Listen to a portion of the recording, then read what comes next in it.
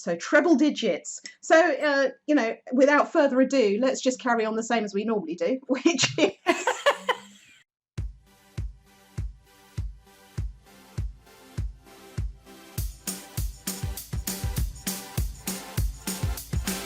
This is Trainer Talk, the podcast, brought to you by Sharon Gaskin of the Trainers Training Company and me, Jeanette Tessier of the Get That Gang. In our weekly show, we cover news and views from our businesses along with a top-of-mind topic. Of course, it wouldn't be Trainer Talk, the podcast, without the Dog Walking Digest, and every now and again we invite a guest along to share their experience and expertise. After 90 episodes of just audio, we're now on YouTube as well.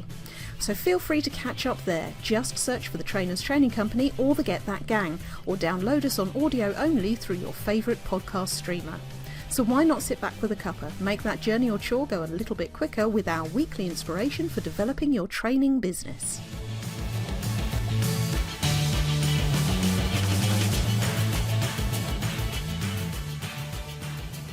Welcome. This is Trainer Talk, the podcast, and we are, drum roll please,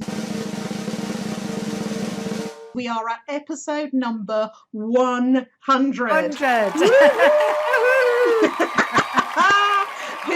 Who'd have thought when we started a couple of 3 years ago? Shall we talk? Yeah, let's talk. What do we talk about? Oh, I don't know. Let's have a little chat and see how it goes. Who'd have thought we'd have got to 100 episodes, eh?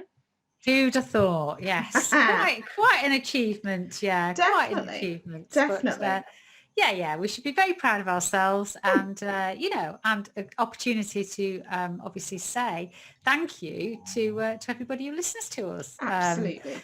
Every week, because if it wasn't for you, then we wouldn't be here. And apparently there are a few people that do listen to us. Amazing but true. But there are. Yeah, I know, the fools. They enjoy listening to us rambling on. But it's fantastic. Thank you so much, everybody, for listening to us and for putting up with us talking, sometimes making sense. Sometimes perhaps not so much, but that's the way it goes. It's a real achievement. Very proud to have reached 100. So treble digits. So without further ado, let's just carry on the same as we normally do, which is talk about our week. So how's your week been, Sharon? Well, it's been Easter, obviously, and we're recording this on a bank holiday Monday because we're so dedicated to the cause, obviously. Clearly. Some would say that we have nothing else better to do, but don't know what you're talking about.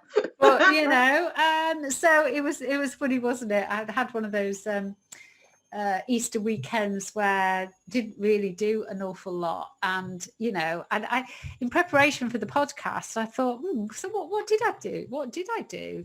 I couldn't come up with anything even vaguely exciting, I washed Jem's bedding. Woohoo. And so that all smells lovely, and she sniffed it a bit, but then she decided that it met her standards, so she did get in it. So that was a big relief, What else did I do? I had a hot cross bun. Spent a bit of money online, like I do. I did like a bit of online shopping. Watched a bit of tennis. Chatted to my friend on the phone. Had the house valued, as you do, as Yeah, absolutely, because you've only been there a year, so I mean, why not? Time for a change, I reckon. Time for a change. And how long were you in your previous house? 13 years.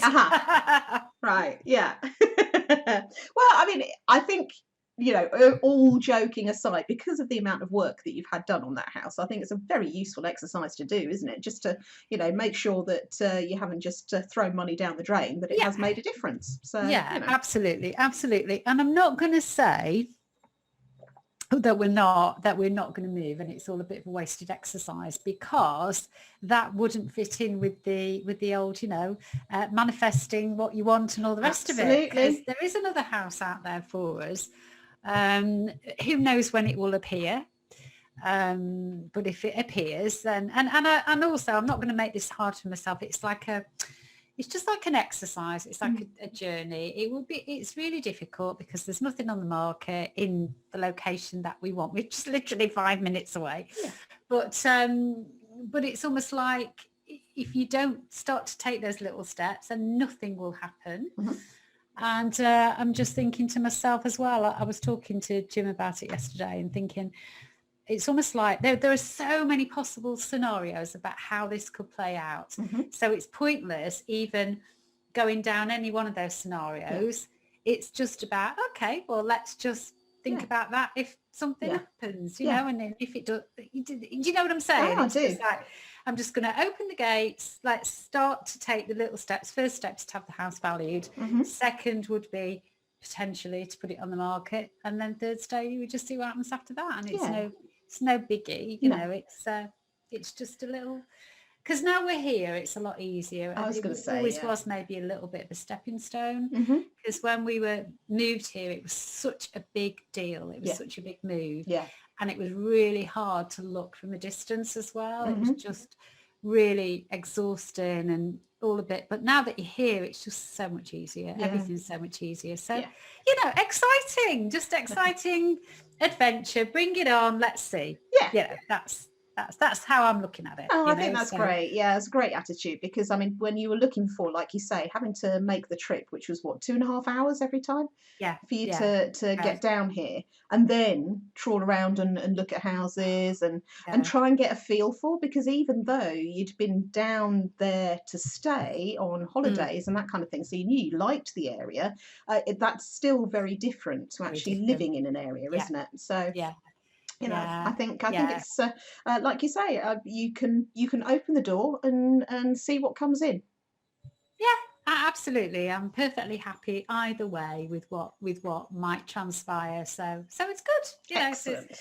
So that's good. That was something that we did over the weekend, and that was kind of it. And the week going up to that, the usual mixture of delivery on the programs. We had the complete trainer. We had a really good accountability session on Tuesday with my people who were in my Transform Mastermind, Oh yeah. because we do 90-day goals. So every quarter, obviously, we're reviewing the 90-day goals. Yeah.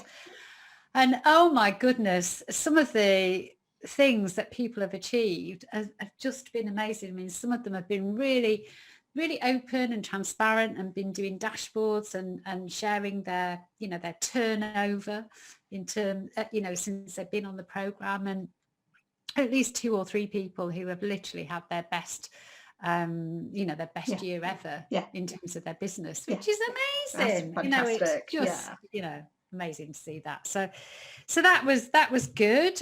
You and I had a little chat about the complete trainer, didn't we? We did. Yeah, a little chat. Yeah. Well, a big chat. Any of our chats are ever little. Yeah. It's a good couple of hours worth. We had to have a break to go and get more tea. We did. And then at the end of it, we went, oh, have we reached any conclusions? Well, not really. Well, let's have another meeting.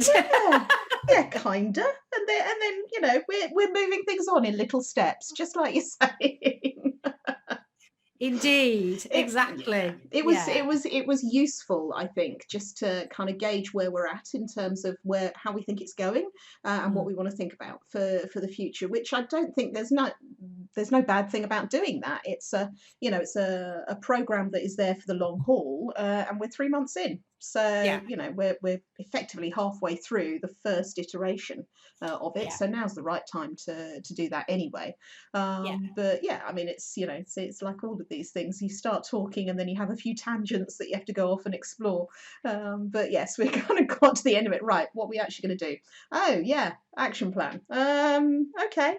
Let's have another meeting to talk about that. Exactly. It's fine. So we're moving on. There's no burning bridge. That's the important thing. So we just had to make sure, and we do have an action plan of sorts, because you needed to do a bit of thinking about other stuff that you want to promote and that kind of stuff. So we are moving along. It might feel a bit glacial at the moment, but we are definitely moving in the right direction. So that's the important thing.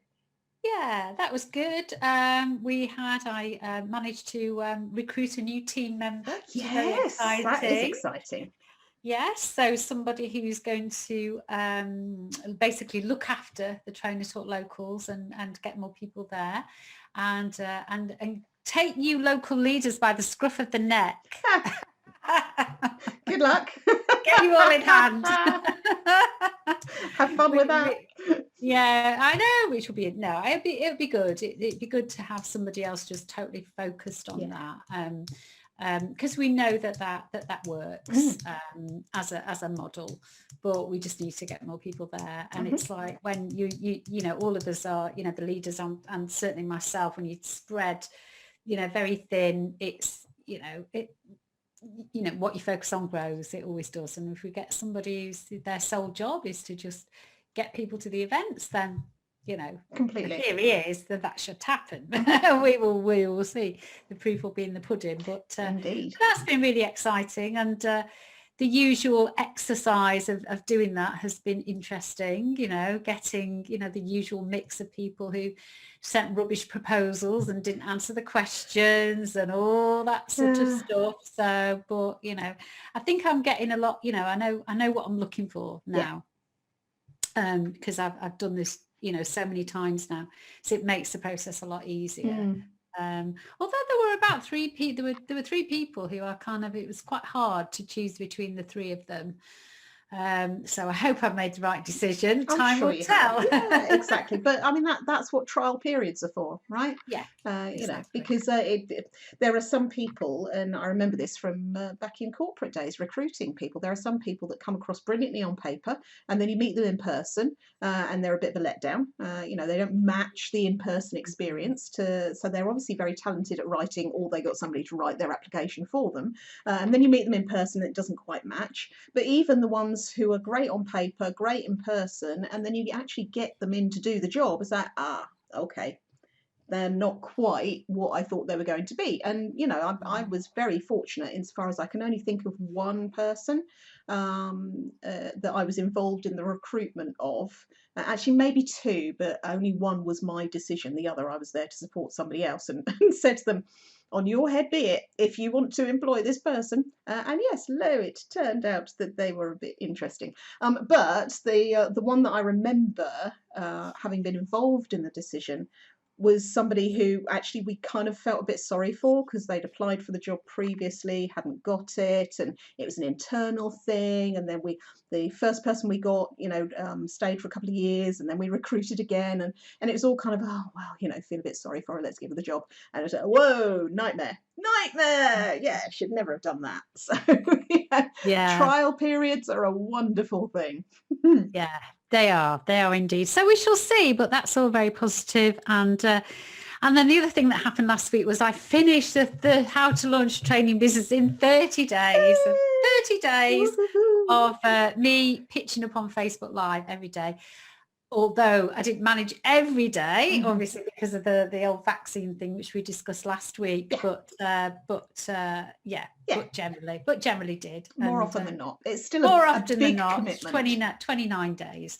So that was, it's a funny old program that, you know, it's a funny because I always, even though it's a lot of, you know, it's a lot of work in the sense that I have to pitch up myself every day for 30 days. And, you know, the people who run the program, they have to pitch up as well, because one thing that they don't know before they sign up for the program is that I ask them to come into the group every day and do their homework on a Facebook Live. Yeah. They don't have to do that, but it's fantastic if they do, because it's just when people see, you know, somebody else doing that, totally. There's just something about that.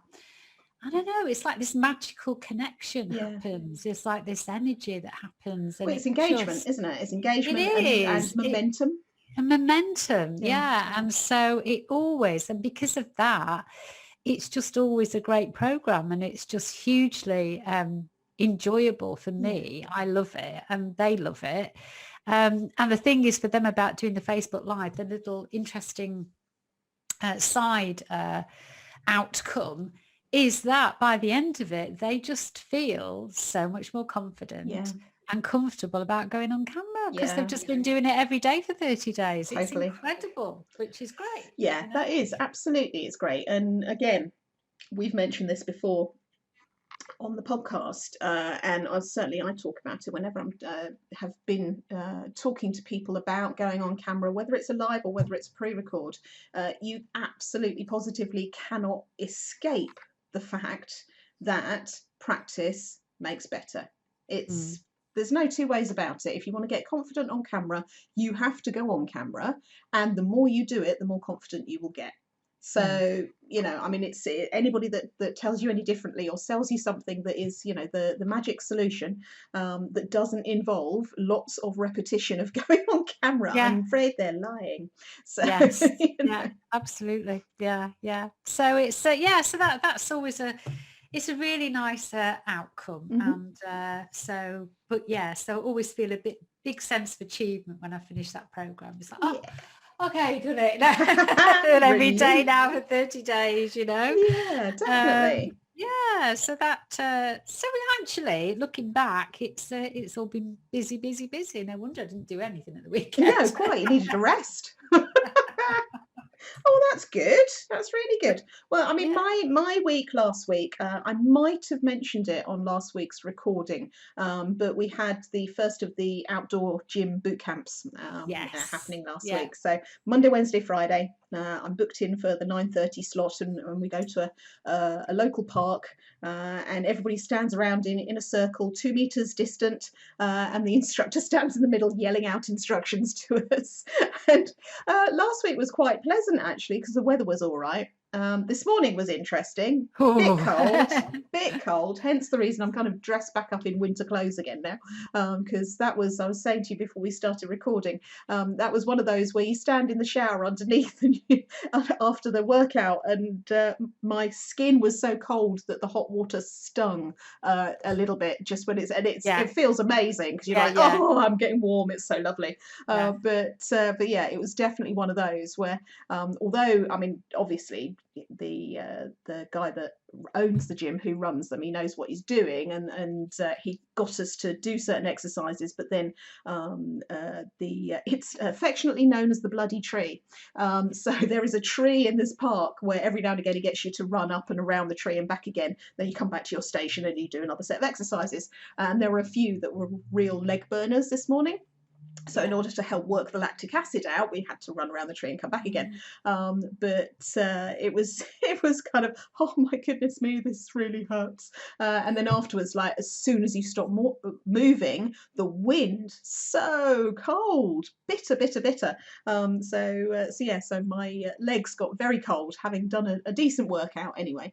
So that was this morning, as I say. But last week, work-wise, had lots of chats actually. Lovely chats with people, including yourself, as we've talked about, but also chats with people who are looking to, take the next step in their online offerings and what they want to do and how they want to do it and that kind of thing. So talking to people about that, put in a couple of proposals I say a couple of, one was a proper proposal, the other one was more right, we've had a chat and the person's going to decide by the end of the week. Interestingly, both of them said they were going to decide by the end of the week, and I haven't heard from either of them. But this was one of the things that we're going to talk about on Top of Mind, isn't it? So I won't say too much about that at the moment, but had to put that in. And then it got to sort of Wednesday, Thursday, and my to-do list wasn't looking too bad. I had things that I needed to do for sure, and then there were other things that I kind of wanted to do because I was hoping to clear some time over the bank holiday weekend to do some more writing on the book. And then I can't remember if it was the end of Wednesday or the end of Thursday. I think it might be the end of Thursday. And I just looked at this to-do list and I could cry. It was just like, oh, I've worked so hard. It was getting to 9 o'clock at night. I'd spent a long time doing stuff. And it was just like, how can I still have so much to do? And it's all stuff that kind of had come in or, needed doing or whatever. So there was I don't think there was anything in there that was something that I could have done something about. It was just because I was so tired and because I was trying to protect this time to do something else. However, Thursday and Friday were not massively productive days. I was being thwarted. It felt like being thwarted at every turn, trying to get stuff done, including migrating some websites for a new client. So I managed to do some of it, but not all of it, and that kind of thing. And got other bits and pieces done, but having to sort of, go out for a dog walk and then come back to a message and like, right, that's what I'll be doing next then, instead of what I thought I was going to be doing next. And then Saturday morning, I don't know what happened, but I was on fire. I was just getting stuff done left, right, and centre, and ploughing my way through the lists. And I've got my list in front of me and sort of putting black line through, black line through, black line through as things were getting done, which is, something that I do when I know I've got a lot, and I know that because I've got a lot that I'm juggling, I will forget something, so I have to write it down as soon as I remember it. And now sort of looking at the list going, wow, how on earth did I get through all of that stuff? But the relief at having got these things crossed off the list, and then right, that doesn't have to be done today, that can be done later. So one of the things that I'm doing this afternoon, joy of joys, is preparing everything for my accountants, because of course it was the end of the first quarter of the year. My financial year runs January to December, but in any event, it was my first quarter for VAT, so I have to get my stuff to the accountants so they can tell me how much HMRC is going to take from me, which I usually have an idea about, but what I tend to do is I tend to overestimate, because I can't be bothered working out all the things that I've spent money on that do or don't have VAT included. That's what I pay the accountants for. They can do that. So I know that whatever I've set aside, it's always going to be less than that, which is a nice feeling, actually, especially sort of using Starling Bank as I do. And so I've got all the different pots to put money in. So I make sure as soon as an invoice comes in, gets paid, I put the profit, I put the VAT element into the VAT box, so I don't have to worry about it, and it's there. So that's really nice. That's something, could have talked about that in our top of mind for sure. But so got all of that done. So actually the rest of the weekend was relatively relaxing, apart from one thing where I got a notification that I've spent $31.98, which is worked out at, I don't know, £28, something like that. I can't remember. And it came in. Now, very often when things are standing orders on my account, they come in early in the morning because for whatever reason, that's when the banking systems put everything through. So I wake up to notifications, you've paid for this, you've paid for that, or whatever, which is not unusual. But this thing came in and I looked at it and went, have I? And apparently I spent some money at 7 o'clock on Saturday night through my business account. And I'm like, well, that wouldn't be unusual insofar as if I'm sort of browsing things and thinking, oh, that's a nifty little tool, I'll give that a go. That's okay. But I cannot remember seeing anything or buying anything. I've got no receipts come in at all. And of course, being the Easter bank holiday weekend is like, oh, well, I've got some hope of getting any support on this. Starling, fantastic, came back, virtually within 10 minutes of me sending a message to them, just saying, look, this is absolutely possibly something that I have forgotten, but I don't recognise it. Do you have any more information? Because it's come from a vendor called MangoPay, which is actually a bit like PayPal. So unless you get a receipt from somebody going, oh, you've paid for this through MangoPay, I don't know who the merchant is. So I said, do you have any more information? They said, well, no, we don't, but it's set up like a recurring card subscription. It looks very similar to something back in October. But I looked at the thing back in October, and that was through AppSumo, which was for a video tool. It was, and they were saying, oh, it's for the same amount. And no, it's a different amount. That was for more. And I've got that in my records. I know what that was. I've got the receipt, and that's fine. But there's nothing else that's gone through on AppSumo. I don't believe I bought anything on AppSumo. So if it's an open subscription, it sounds like, something somewhere I've bought, and this is an update or a something or a whatever.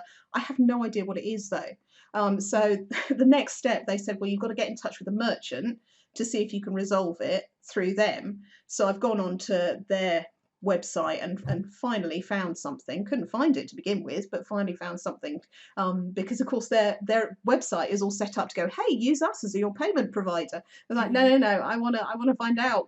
You've taken some money from me and I don't know what it is.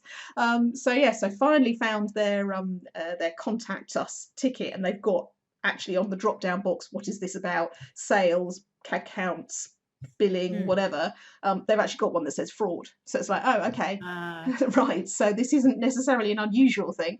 So I've just sent them a message. Obviously, it's bank holiday, so I don't expect to hear something until tomorrow. But in the meantime, I've put, I've locked my card so it can't be used. And it says it's a pending transaction. So it's like, well, it could be something, maybe it's something I bought last week and now it's just, I don't understand. Because the stuff that I remember buying, I bought 2 books on Amazon. That's been paid for, and that's gone through, and that's a different amount anyway. And I was looking at, what was I looking at? Something, but it was much more expensive than that. So it's like, it's a really odd amount. $31.98 is an odd amount. Yeah. I'm not understanding, unless it's somebody in the UK who is charging in dollars and therefore has to charge me VAT. That might make a bit of sense, but even so, the thing that I thought it might have been, it isn't, because the receipts come through for that, and that's a different amount. So oh well, keep us updated. We will find out next week. I know. We will find out next week. I know. Yeah. So hopefully I'll get that result. I mean, it's no biggie. Just from the point of view as I say, there is still this huge possibility that it is something that I've bought and I'm just completely mind blank about. But at the same time, it's normally, from what I've heard from people testing card information to see if they can get a transaction through before they do a bigger transaction, it's normally like $5 or something, really small. So $31.98 sounds like a proper transaction. I just don't know what for. So we'll find that one out. So that was a kind of an interesting waking up on Sunday morning going, have I? What did I buy? I don't remember buying something. So oh well, the mystery. Indeed. We will wait to hear. Indeed. We will wait to hear. So shall we go on to our top of mind? Yes, we shall. But I just wanted to, before we do that, I just wanted to talk about that cafe story, because I thought that was just a really, really good one to share on the podcast. So one of my favourite cafes, which obviously we can't really go to at the moment, but one of my favourite cafes is a cafe called The Secret Kitchen, which is just down the road, and it's right on the beach, and Swansea Bay. It's just absolutely lovely. Fond memories, actually, because that was when the day 5 years ago when we first dropped Amy off at university. That was where we went to have a drink, and it was a gorgeous day. It was a gorgeous September day, and I actually had a glass of wine, unlike me during the day, But I know, a bit spontaneous there, but it was and it was always a bit like so lovely. It was always like, mission accomplished. We dropped her off, and then it's just a really, really lovely place. In the meantime, then it kind of closed down for a bit, which was really sad. But then it reopened again a couple of years ago, completely done up, and it's just it's just wonderful. It's just a great place. Lovely food, lovely views, obviously, etc. But one of the things I really, really like about them is that every week they do, I think it's on a Tuesday, they do between 7:30 and 8:30, they do a litter beach cleaning thing. And so they invite everybody down. Loads of people go, like volunteers go down, and then they clean the beach, pick up everybody's rubbish, and then feed everybody, with pastries and bacon rolls and coffee after that as a thank you, which is really lovely. Anyway, so what happened last week was that they just had, so basically they were vandalized, and not only was the beach right in front of them, there was loads of broken glass and litter, etc., but they'd also, I think, attempted to break in. They'd done something with the water, so there was water going off everywhere, like a pipe they broke, and all the thing. It was all a bit of a mess. So they came in on the Sunday, and the owners came in on the Sunday and kind of discovered this. But what happened was that, unbeknown to the perpetrators, they'd also just had CCTV installed outside the cafe. So basically they caught everything on the camera, so they know who they were all teenagers. But what they did, which I thought was really, really interesting, so they put a post on Instagram and on Facebook to say, basically, you know, we know who you are. They got pictures, but they blanked out their faces. Mm-hmm. And said that, you know, instead of reporting them to the police, they were going to give them the option to actually come down and join the litter cleaning and see the effect that their vandalism had. And they said, you know, if you come down and do this, then we won't take it any further.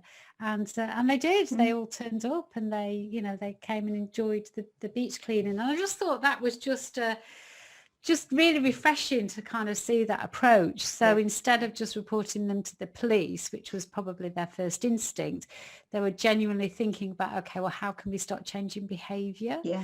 You know, which I thought was great. And they got such a huge level of support from everybody, you know, in the area, so it probably wouldn't have done their cafe any harm in terms of the good PR that they got from it, you know. But I just thought, nice story.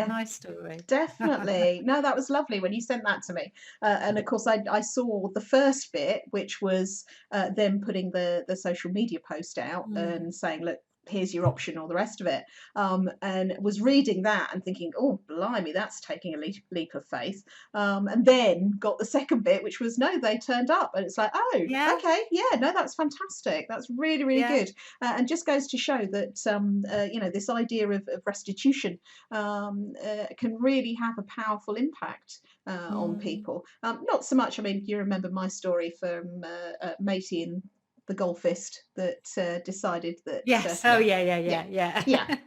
one that refused to actually apologize. Oh no, he said he'd write it in a letter, like okay.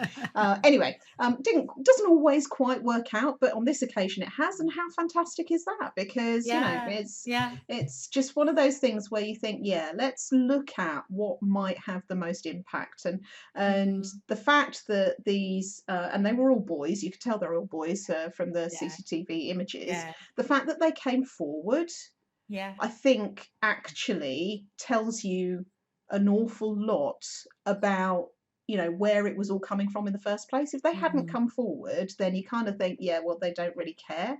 But I suspect it came out of boredom, out of frustration with the lockdown, and kind of out of a thought of, oh, well, we can get away with this. But you've got to allow people to make mistakes and then give them an opportunity to atone for those mistakes, because none of us is perfect. And you know, I mean, there are times when, and I'm sure it's the same for you, there are times when I've done stuff and thought, that doesn't feel nice, that doesn't feel right, I don't feel like I did a good thing there, and where possible, having the opportunity to go, do you know what, I'm sorry about that, it doesn't feel right. I would have preferred to, and you know, it feels great afterwards, because you think, I did a wrong thing, but I did a right thing by putting it right. Exactly. So that's lovely. That was a really nice story. Worthy of a share on our 100th episode. I know. Yes, absolutely. Well done. Well done, Secret Kitchen. Yes, Swansea. Absolutely. Yep. Tick. Right. You've promoted the area. Well done.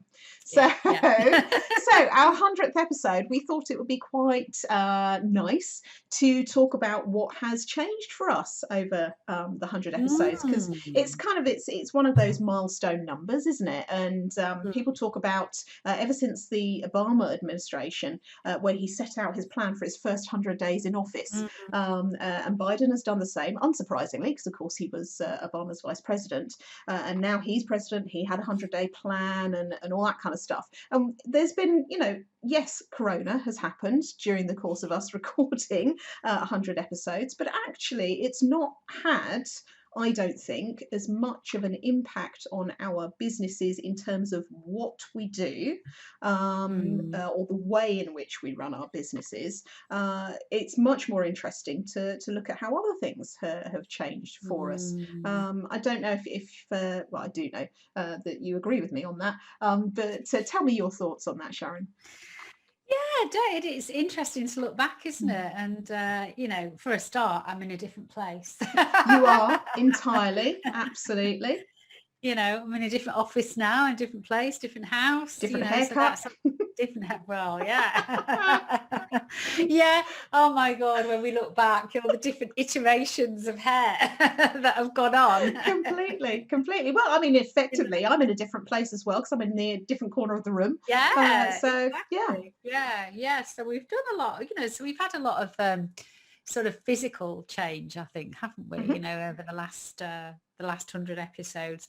I think, yeah, you're right in terms of our businesses, in terms of what we have provided and how we have delivered it. Hasn't been a great deal of change, other than the fact that we did the Future Fit program. Yeah. And that was a response to coronavirus, clearly, and that then has sort of morphed into the Complete Trainer. Yeah. But other than that, there's nothing, as I say, nothing hugely different in terms of what we've delivered and how we've delivered it. My team has got bigger. Mhm. I can't stop outsourcing people. Quite right Not too. outsourcing tasks, Yeah. So and that has had a huge impact over the last couple of years, because I still now look at my to-do list a bit like you and think, oh, I've got all these things to do, and I'm thinking, how did I do all this before? Yeah. Now I've got all these people doing things for me, but I don't understand how it was possible to do. I mean, granted, there are probably a lot of things that maybe I wasn't doing before, but still a lot of things that I am. So, that has definitely had a Mhm. massive impact on me. It comes with its own challenges, because you've got to find people, and then you've got to manage them, because I'm not in the business of just letting people Yeah. let on with. Although, having said that, I like to have people in the team who do get on with stuff and Yeah. have their own ideas and Yeah. have their own initiative. It's like, okay, here's the brief. Now, how you do that is kind of up to you. Yeah. Do you know what I Yeah. mean? But I still have to, have regular meetings, keep on top of it all, look at targets, and also make people feel part of a team as well, Mhm. which is really important, so that, because the more they enjoy that, the more they enjoy being part of the business, being part of the team, the better job that they will do. Yeah. So that's that's had a huge impact, I think, over For the last sure. couple Yeah. of years for me. What else? How have I grown? Oh, I mean, you're going to talk about this. I won't steal your thunder. You talk about that bit about the whole sort of attitude to money, Yeah. the money beliefs, the money stories. Yeah. I think. So I think we've both definitely grown over the last 2 years in this respect. For sure. And it's interesting, isn't it? I mean, you mentioned Future Fit and then the Complete Trainer there. And I was saying before we started recording the podcast, it is a new program, and absolutely, for sure, it's what's come out of Corona, but it's the same stuff that we've always taught. It's just packaged differently to respond to a need in the market, which is great. I mean, there's extra stuff that's in there as we have grown and as we've developed and as we have new understanding of things, but it's not a complete change. I mean, even, looking at where my business is now, from when we first started the podcast to where it is now, it's grown, but it's still grown around the same stuff that I was looking at. So even though Get That Website Online came on board after Get That Course Online, I've been doing websites since I started doing my business.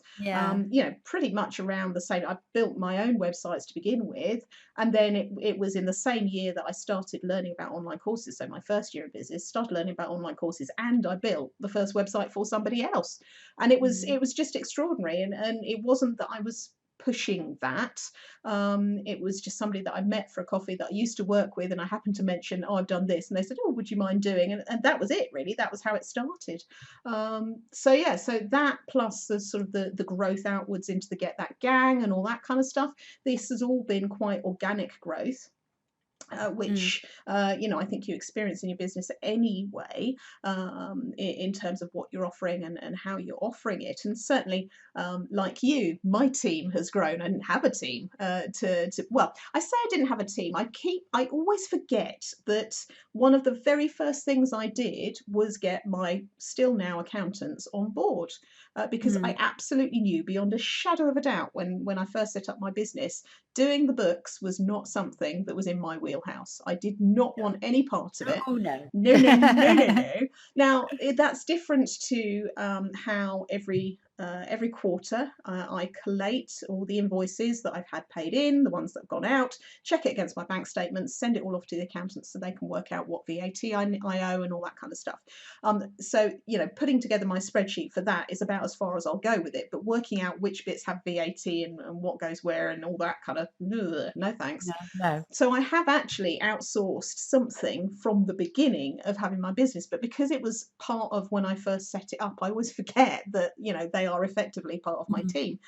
So that's them. But what I have done is grow my team insofar as I've brought on board a VA who does some various bits and pieces for me. This is a relatively new relationship. It's only really started since the beginning of the year, of this year. But at the same time, we have a meeting every couple of weeks and we discuss what's been done and what's coming up. And as I am getting assets ready, the stuff that she's going to be doing will grow for sure. And I say getting assets ready, it's sort of, the growth of the Get That Gang. Really the only thing that's held that back is the fact that the biggest impact on my business from Corona is that there has been more business. Just more people wanting to look at online stuff. So, I don't think that is necessarily something that has been a big change for the business or for me personally. I think by far the biggest difference I see between me on podcast episode 1 and me on podcast episode 100 is the personal development that I've done. And you mentioned the money stuff. Yeah, absolutely. That's a huge chunk, and we'll talk about that in a minute. But also it's around my knowledge, my understanding, my thoughts around how to package what I do and the way in which I do that, and being comfortable with outsourcing things, being comfortable with thinking about myself as a business owner, as opposed to, well, it's just me, it's just me doing my stuff. And being comfortable with thinking about how to grow the business, which was something that I kind of avoided initially because I didn't really know what I wanted the business to be. But then after that, because that just felt a bit too scary, because it's like, I'm just getting comfortable with the idea of doing this and having this as a niche, and I'm not ready to talk about growing the business, whereas that's completely different now. But by far, I'm sure the biggest change has been around the numbers, the pricing, the money sort of stuff. Not necessarily pricing my services, although there is a bit of that in there. So for example, my one-to-one mentoring, the price per hour of that has not changed because I was happy enough to price it the way I did when I first started, and it still feels relevant and competitive, and it's more than some, less than others on that. But I think understanding how to feel about the money stuff and understanding kind of the mantras and the things that might be holding me back, and being a bit of self-sabotage around what I was doing, that has definitely changed for the better. And there are several programs out there that can help you do this stuff, one of which we're both a part of. But it is around the mindset around money, and being comfortable to say, I have this value, and that's therefore what it costs to work with me on that basis. And if you don't have that money, that's not my problem. It's not up to me to reduce my prices so that you can afford it. It's up to you to find a way to afford what I've got to give, if that's what you want to do. There's a whole load of stuff in there, but your main money learnings, Sharon, what would you say they were? Oh God, very, very similar, really. that it isn't your job to work out, whether or not people can afford it. Your only job is to just show up and do what you do and provide the value and Yeah. do a great job and all that sort of Yeah. stuff. And then, because I think, it's a classic case, I think, when we launched the Future Fit program. I think both of us originally were sort of quite hesitant, weren't we? Because at that time in March 2020, for the first few weeks of the pandemic being in existence, there was just this huge, I don't know, culture, whatever, about just free stuff. Yeah. And there was a sort of energy out there, particularly on social media, that, you shouldn't be charging for anything. Yeah. If you charge for anything, that you are like a horrible person. And there was, you could just feel it, couldn't you? Yeah. And so we were sort of, thinking about launching this program in the middle of that and going, oh, I don't know, but we did. But we came to the conclusion that, and I think both of us felt that this business about not charging anything, effectively, if everybody stopped paying each other, there would be no money in circulation. Absolutely. And that doesn't actually help anybody. No. Because certainly at that time, it was applying to the online world. But if you went down to Tesco or down to the petrol and tried to fill your car up, well, I guess we weren't doing them, but you take my point.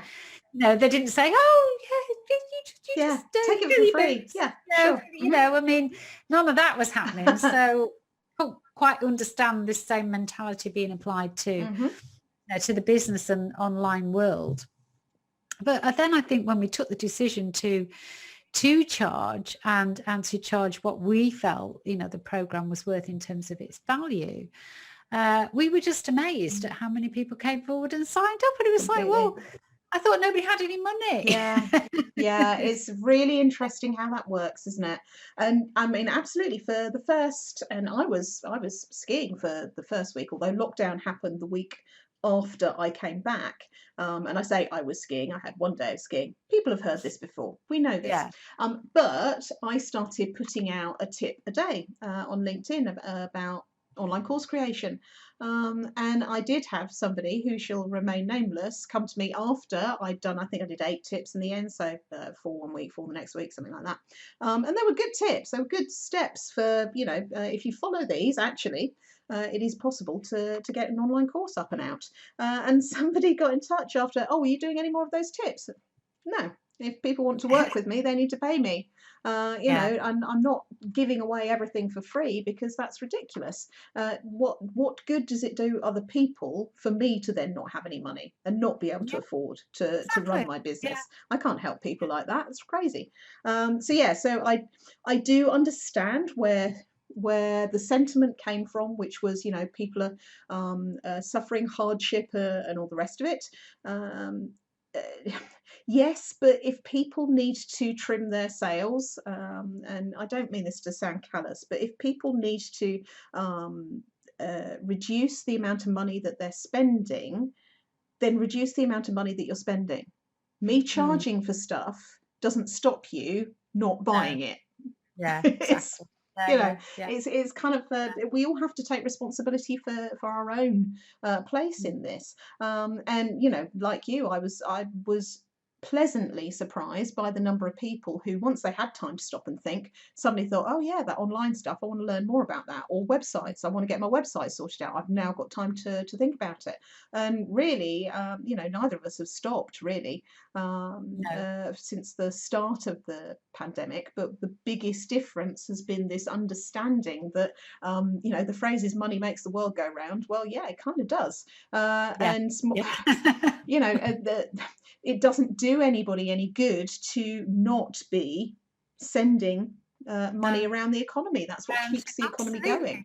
Having sort of almost, fingers crossed, touching wood, all the other bits and pieces, almost come out the other side. Although, Corona will be with us for a long time in some way, shape or form.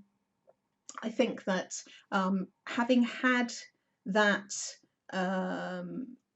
help to understand what Mm. my money hang-ups were, to work on that, and then to uh, move into an area of having the courage to say, no, actually, if you can't afford it, that's not something that I have to sort out, which can be really difficult if you are, like, I think, most trainers are, most people involved in the training world, we are givers. We are people that want to give value. We want to help. We want people to be able to achieve something, to change something, to do something.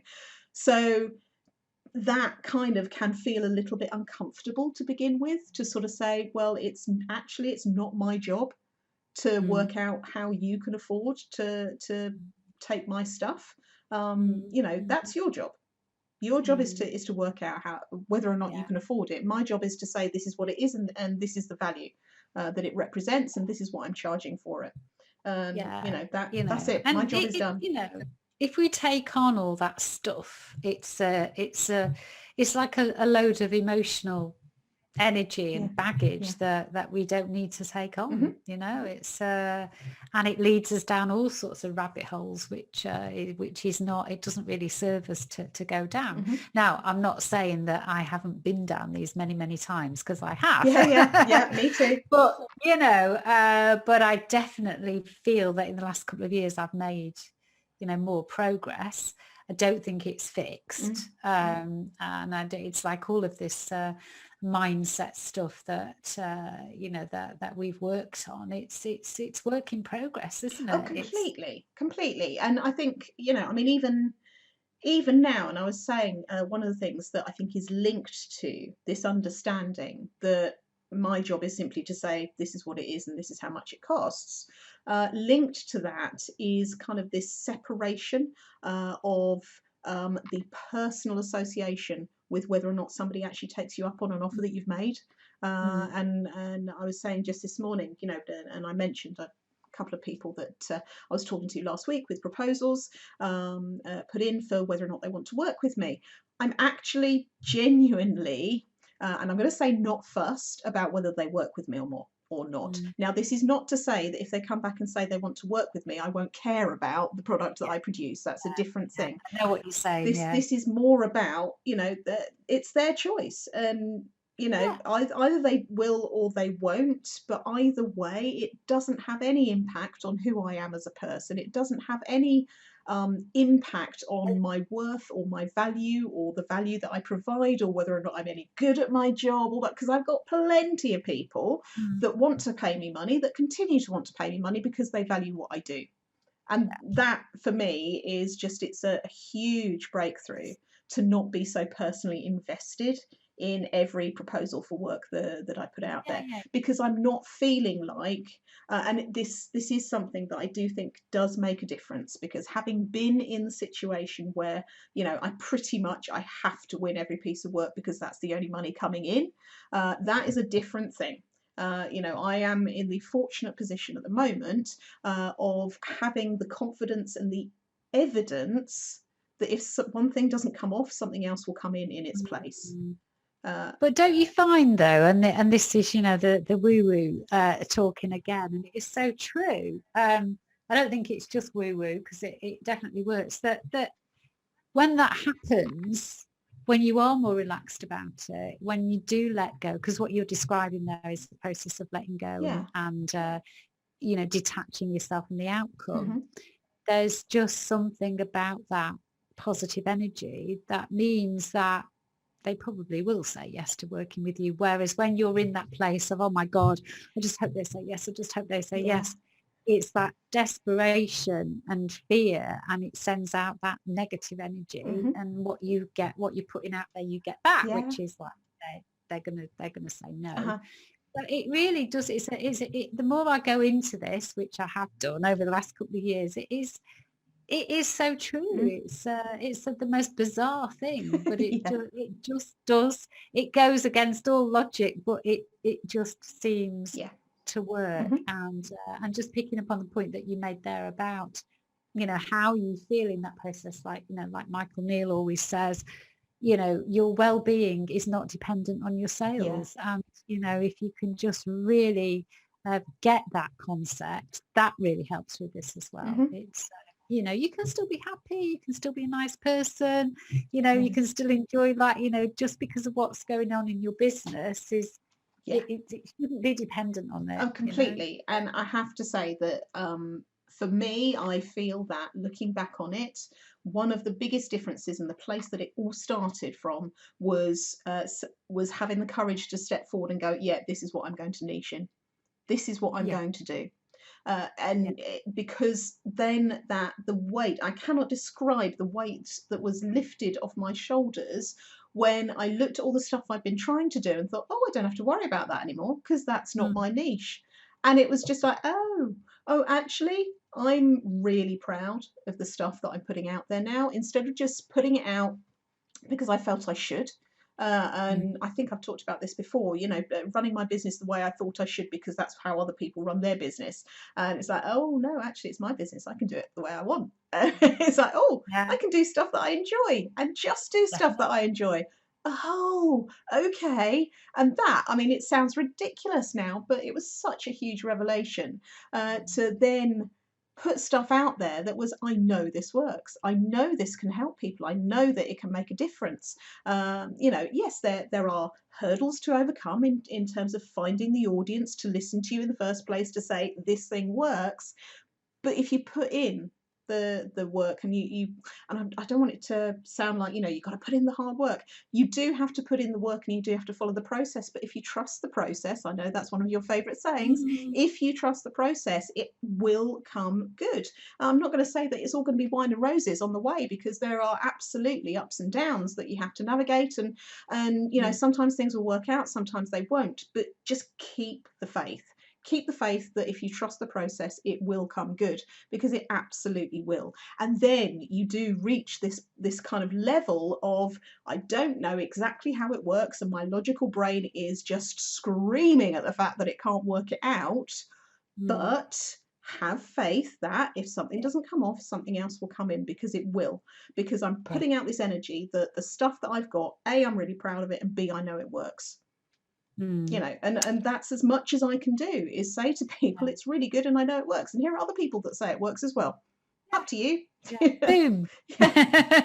Yeah, yeah, completely, completely. Oh, well, Oh, good stuff. We could talk about this subject for yep. hours, you know, once we get going, can't we? We So, absolutely could. I think for the sake of listeners and viewers, should we move on to the Dog Walking Digest? yeah, let's indeed. Yes, yes, Yeah. yes. So I've already described her. You know, the highlight of Gem's week is that she's had her bedding washed. So we've talked about that. But yeah, honestly, the other day there was an incident in Incline Gardens where it started off, because she loves, there's loads of streams down there, so any opportunity she's in the water, and Hmm. then so she went down into the water, and then seemed to be having trouble getting out, got herself stuck down there, and there were two teenage girls there sort of like helping her and all the rest of it. They managed to get her out, and then she got out of the water, and I was sort of walking up to the left, and for some reason when she got out of the water she just didn't see Yeah. me, so she starts running towards the Oh, right and doing her panicking because she's like looking yeah. for me. Where is she? So I was like, oh, so I sort of ran off, to get, and she is so deaf. I was literally shouting at that. I must Oh. have shouted about 7 or 8 times. She just didn't hear me at all. Then some other bloke tried to grab hold of her and then just didn't. And then she's still continuing to run. I was like, oh, in the end I managed to get her. It's like, Jen, you are like deaf as a post. Yeah, poor So thing. definitely made me realise how it's got worse, that she probably can't hear a great deal at the No, moment. and the trouble is you can't tell her, look, if you come out and you can't see me, take a beat, have a look around. See? Yeah, I know. Just panics and off Yeah, she goes, yeah. it's like, Oh. oh, bless her. So yeah, so that was a little incident on the dog walk this week. How Oh. about you? No, it's been relatively quiet. Scamper has been pretty okay with his walks. Copper, Mum's dog, he's been shorn finally of all his fluff. He looked like a giant teddy bear, he really did. Although unfortunately now he has been shorn of all his fluff, you can see exactly how fat he is. So So he's on half rations for his food, which doesn't stop Mum still feeding him from the table on a Sunday. But it's like, oh, seriously. But we're not going too hard on him, because bless him, he has just come off his course of steroids, and we did think we were going to lose him at one point, and we knew that with the steroids he would just be hungry the entire time. Before that, I mean, he just genuinely, in the mornings, he's not fussed about his breakfast. He'll eat the meaty part and leave the kibble and just graze on that over the rest of the day. Same with his evening meal. He'll eat the meaty part, graze on the kibble, and it's usually gone by the next morning. Yeah, like Jem. Yeah. Yeah, she's like So, that, I mean, yeah. I guess it must be a spaniel thing. Yeah, But whilst he was on the steroids, he was asking for food all the time. And I can't remember if I said he got fed twice one weekend, yeah, he because did. because he was just like, well, I'm hungry. Oh, you must need feeding then. Okay. But anyway, he's got a little round belly at the moment, which is emphasised by the fact that there's no hair, no fur to cover it up. And Mum was disappointed because, he got his hair cut before she's getting hers cut. That's not until next week. But B, apparently she said to the groomer, can you just take a little bit off? Because she was worried that it would be too much to take it all off. And I was saying to her, no, just get him shorn, really close. And it's not that close a cut. But I think the fact that there is such a difference between what he was and what he is now, it looks quite severe. Although she said his ears are nice. They've done his ears nicely this time. Oh well, silver lining on that. But yeah, it must be so much more comfortable for him to not have all that hair hanging around and what have you. But no, it's good. To get Jem done soon for sure. And I'm right on cue to bring this wonderful celebratory 100th episode to a close.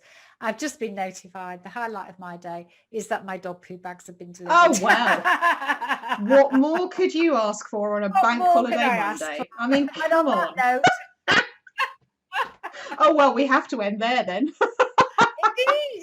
Brilliant. Well, thanks for your time and your patience. Lovely listeners, gorgeous viewers if you're watching us on YouTube. It's been wonderful to spend this 100th episode with you. And if you are so inclined, if you're a regular listener, tell us what has been the change for you over the last 100 episodes. How has your business changed? How have things changed for you? We'd love to hear from you about that. But in the meantime, take care, everybody. Have a great rest of, it'll be your weekend by the time you get this, but we'll see you next week. Bye. Take care. Bye.